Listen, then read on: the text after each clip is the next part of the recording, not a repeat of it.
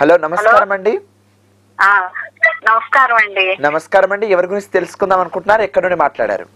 మేము గుంటూరు నుంచి, ఆంధ్రప్రదేశ్ నుంచి అండి. గుంటూరు నుండి మాట్లాడుతున్నారా అండి? ఓకే అండి. ఎవరి గురించి తెలుసుకుందాం అనుకుంటున్నారు?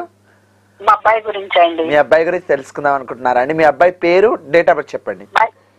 మళ్ళీ మనోజ్ కుమార్ అండి. Manoj Kumar. Date of birth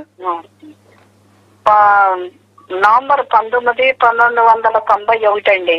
November 19వ తారీఖు. నవంబర్ 19, 1991. సమయం అండి? ఏ సమయంలో జన్మించారు?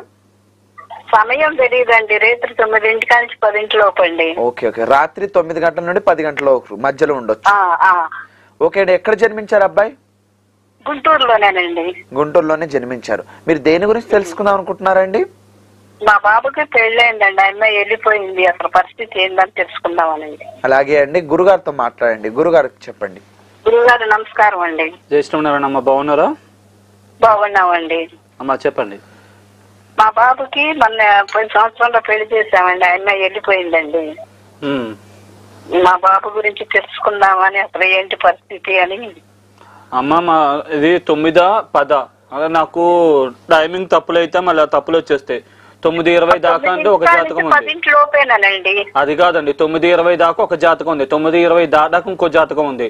నాకు ఏది చెప్పాలో తెలియట్లేదు. మళ్ళీ మీరు టైమింగ్ సరిగ్గా చెప్పకపోతే ఫలితాలు నేను కరెక్ట్ గా చెప్పలేను. మళ్ళీ మీరు చెప్పింది జరగలేదు అంటారు. అందుకనే టైమింగ్ అబ్బాయికి పెళ్లి చేస్తే వెళ్ళిపోయిందండి. అసలు ఇంకా అమ్మాయి రానంటుంది. హలో గురుగారండి. అదే అమ్మా చెప్పండి. ఓకే. కొద్దిగా పతి పత్ని దోషం ఉందండి. నల్ల నువ్వులు దానం ఇవ్వండి ఈ అబ్బాయి పేరు మీద. కొద్దిగా కొంచెం స్లోగా రెక్టిఫై అవుతుంది. కంగారు పడద్దు. నల్ల నువ్వులు దానం ఇచ్చి ఒకటి కనకపుష్యరాగం పెట్టండి. కొద్దిగా ఇంప్రూవ్మెంట్ ఉంటుంది. నల్ల నువ్వులు దానం ఇచ్చి ఒకటి కనకపుష్యరాగం పెట్టండి అమ్మా. అలాగే నీళ్ళలో ఉప్పు వేసి అది ఇల్లు తుడవండి. తుడిస్తే కనుక కొద్దిగా ఈ దోషాలు ఏమైనా ఉంటే పోయి కనుక్కున్న పనులన్నీ కూడా నెరవేరుతాయి.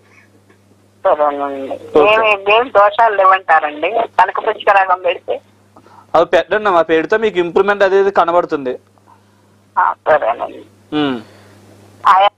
గురుగారు చెప్పినట్టు పాటించండి, మీకు మంచి ఫలితాలు లభిస్తాయి.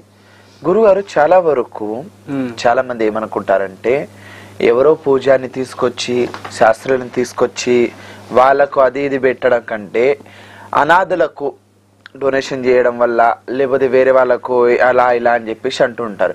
గుళ్ళో డబ్బులు వేయడం కంటే బయట కూర్చున్న వాళ్ళకు ఇంత బిచ్చం వేయడం బెస్ట్. గుళ్ళో ఉన్న డబ్బులు దేనికి పోతున్నాయి అని చెప్పేసి కొంతమంది అంటూ ఉంటారు. అయితే వాళ్లకు మీరు ఇచ్చే సమాధానం ఏంటి గురుగారు? ఎక్కువ ఏంటంటే గుళ్ళల్లో హుండీల్లో కంటే కూడా బ్రాహ్మణులకి దక్షిణ ఇస్తే మంచిదండి. అంటే మామూలు బ్రాహ్మణులకి ఇంకా అంధులకి అనాథులకి ఎవరైతే ఈ యొక్క డెఫ్ అలాగే బ్లైండ్ ఇలాంటి పర్సన్స్ ఉన్నారు, అలాంటి వాళ్ళకి హెల్ప్ చేస్తే మంచిది. ఏదైనా శాస్త్రం చెప్పిందంటే గోవు బ్రాహ్మడు సుభిక్షంగా ఉంటే ప్రపంచం అంతా కూడా సుభిక్షంగా ఉంటుంది అని చెప్తారనమాట. అంటే మామూలు సంధ్యావందనాలు ఇవి చేసేటప్పుడు కూడా చతుస్సాగర పర్యంతం గోబ్రాహ్మణ, అంటే 4 సముద్రాలు అవతల యువతల ఉన్న గోవులు బ్రాహ్మలు సుభిక్షంగా ఉంటే ప్రపంచం అంతా సుభిక్షంగా ఉంటుంది. వాళ్ళు బాగోకపోతే ప్రపంచం నాశనం అయిపోతుంది, అంతం అయిపోతుంది. చాలా మందికి తెలియదు అది. అంటే దాన్ని కాపాడుకోవాలన్నమాట. ఎక్కువ గుళ్ళో హుండీల్లో చేస్తే అది ధర్మపరంగానే ఉపయోగిస్తారు, దేవుడికే ఉపయోగిస్తారని కొన్ని సందర్భాల్లో గ్యారంటీ ఉండదు. అందుకని దైవికంగా దైవ సేవ చేసుకునే వాళ్ళకి, ముఖ్యంగా భేద బ్రాహ్మణులకి అట్లాంటి వాళ్ళకి చేస్తే ఎక్కువ బెనిఫిట్ ఉంటుందండి. అంటే వాళ్ళకి మంచి జరుగుతుంది, మీకు మంచి జరుగుతుంది. ఎక్కువ అంటే చాలా మంది హంగు కోసం, ఆర్భాటాల కోసం గుళ్ళకి ఫండ్లు ఇవ్వడం ఇలా చేస్తూ ఉంటారు. అట్లాంటి వాటికంటే ఎవరైనా పేదవాళ్ళకి అలా ఇస్తుంటే మంచిది. గుళ్ళకి కూడా ఫండింగ్ అంటే అది యూటిలైజ్ అవుతుందో లేదా ప్రాపర్ గా చెక్ చేసుకుని ఇవ్వాలన్నమాట. అంతేగాని